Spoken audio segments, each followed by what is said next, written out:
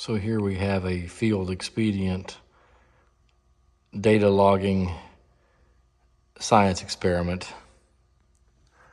In this bucket, I have 1.4 kilograms of ice, and in this bucket, I have 1.4 kilograms of sodium sulfate ice.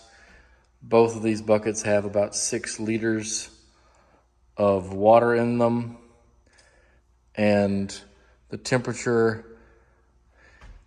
initial temperature of the water was 86 degrees, and the initial temperature of the ices was, I think it was 9 degrees Fahrenheit or negative 9 degrees Fahrenheit.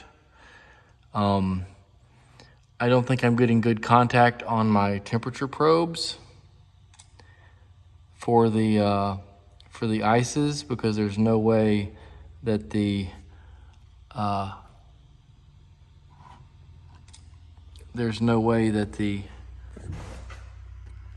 sodium sulfate ice is 82 degrees, and there's no way that the ice is 72 degrees. So I think I'm reading like an air temperature inside the plastic bag.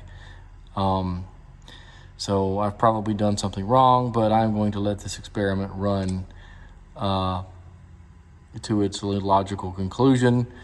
We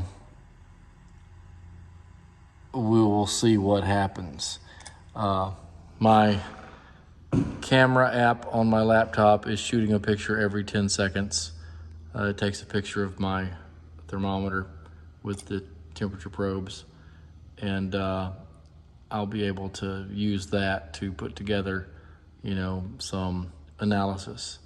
Hopefully I've got all the power saving, everything turned off, so everything will run for as long as they have power. I'll check this in the morning and see what's up.